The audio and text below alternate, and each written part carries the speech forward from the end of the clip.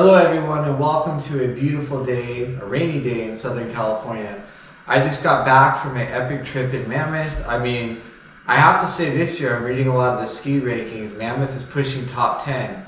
And I think a lot of the traditional rankings focus on like resort amenities, a lot of the Colorado resorts, but Mammoth, man, this year they totally shined through. I went up on opening weekend, and some of the Colorado resorts, they didn't really get their first measurable snow till mid-December, so Mammoth is definitely kicked out. So before we get into today's video about the do's and don'ts of skiing and snowboarding and what some of these idiots do to increase the odds of getting hurt, I wanted to kind of show you my setup.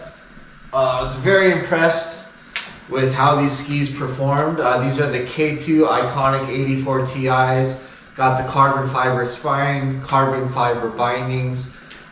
Just a great all-mountain skiing setup for really getting speed. So the pros of this that I really enjoyed is just cutting through the snow, flying.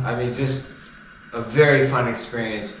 The cons, when I got on some of the more difficult steep terrain with large moguls, is sometimes a bit difficult to move the ski. So I'm thinking about getting a pair of shorter atomics or I want to bomb down some more challenging stuff. But these are great for backcountry. Super stoked, awesome skis. So anyways, today's video we are going to discuss the do's and don'ts of snowboarding and skiing. And one thing that really stood out to me as I reviewed my footage was the fact that people don't freaking pay attention on the mountain at all. It's like they're in their own little worlds trying to survive, and it's just freaking really annoying. So sit back, I'll share with you some clips and we are going to get it going. Okay guys, now going into this trip, I wasn't planning on filming anything specifically. I just was more stoked to have my GoPro. Just basically want to just rip down some backcountry, some hills, and just enjoy the fresh snow. My sister has a house up in Mammoth, great time for family, so went there with no agenda, just basically wanted to have fun and relax, before the new year. The one thing that stood out to me though is that people are not paying attention, and there were just some epic fails across the board. The very first clip I wanted to show you is me rolling up on this guy that broke his ankle. So he was on the run by himself, so check it out and I'll go into it a bit further. Need help? I'm gonna shut my GoPro off. Okay guys, the first thing that stood out to me within this clip is that I should have kept the GoPro running. How dumb, I just shut it off. I felt like it was a courtesy thing. I was trying to be polite, but looking back, my conversation would have been pretty hilarious because I asked the guy, so what are you doing up here? He's basically disclosed, he's like, this is my first run of the season on a double black, and he couldn't even put his skis on. He was in shock, he was discombobulated. I ended up just telling him to gently slide down, carried his skis down, booked it down the Cloud 9 Express, I think, and told Ski Patrol where he was at. I think he had a broken ankle, at the very least a severe sprain. But this is the first lesson. Number one, if you're a beginner, it's okay to be on the beginner runs. There's nothing to prove to anybody. You're going to have less chance of getting hurt, and you're not going to annoy people because you're going to not be getting in their way. Number two, if you're not training in the off season to ski, don't make your very first run an advanced double black diamond run because you're probably going to get hurt, which this guy did. So that's the first lesson. Know your limits and avoid getting hurt. Alright, now let's look at the next clip. Look at the guy in orange. I call this guy Wide Turner Man, so just check it out and then we'll get into it.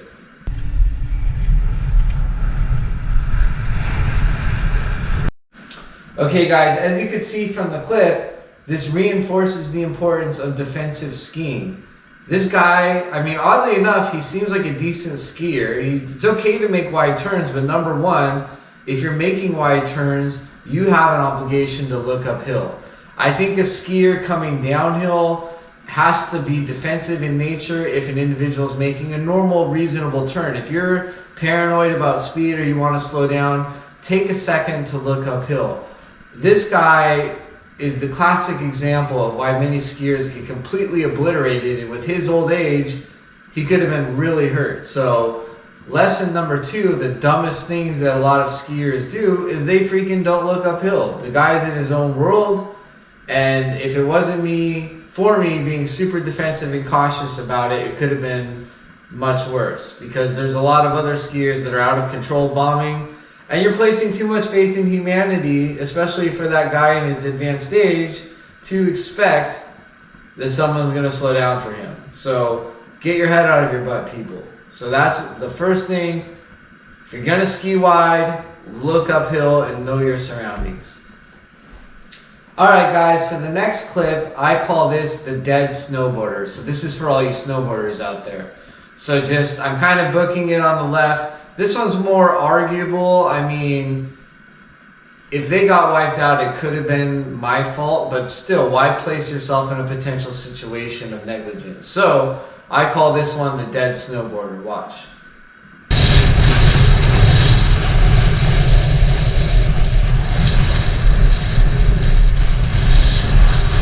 So this next clip blew my mind. So I'm not going to say anything, just watch.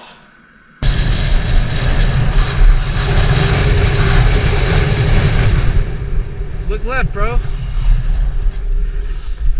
With you, this reinforces the importance of defensive skiing, and I really was tempted to just push that person, knock them off their snowboard, and just fly away laughing. But obviously that's wrong, and I'd probably lose my pass, so not a good idea. But this guy's a complete idiot. He's going off of the run, heading, I think, the High Five Express, looking completely straight. There's signs everywhere that say slow, trails merge.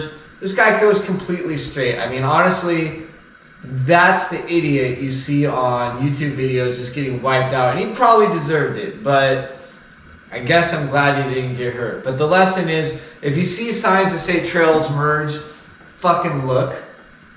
That easy, look. The guy's just sitting there staring straight. Just freaking moron. An absolute moron. So the next lesson, see trails merge, look at the trail that is merging, number 1. Number 2, always look uphill. Okay guys, so the next lesson, the next clip, I don't even know who to direct it toward. This guy was literally sitting on the run. I'm not even sure, it looked like he was sitting on a box contemplating life. So just watch the clip, watch my left as I go by. So this once again reinforces the premise that people go on the mountain, they get in their own world, and they're going to do what the hell they want. So you either got to choose to ski defensively and pay attention, or just wipe some fools out. This is a continuation of the dead snowboarder, except rather than freezing like a statue with the arms in the snow, this guy was sitting on a box. I don't know if he was high or I don't know what he was doing, but it was one of the damnest weird things I've ever seen. So this last clip might be a little more subtle, but basically I'm getting off of the lift, and this is a lesson for skiers and snowboarders, but I would say in this particular case it was a snowboarder. So watch as I'm getting off the lift and I try to move left. This guy is very subtle. I avoid him, I say on your left. But once again, a skier that's not skiing defensively could have totally wiped this guy out.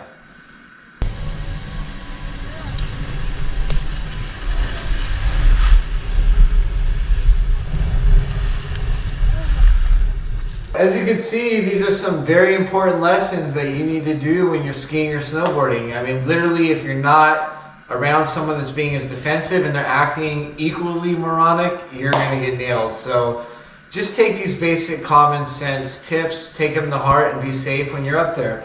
So if you haven't already, like, subscribe, click the smash subscribe button, and I'm going to be doing some more trips, going to be going up to Mammoth, going to be hitting Utah up, maybe Zurich.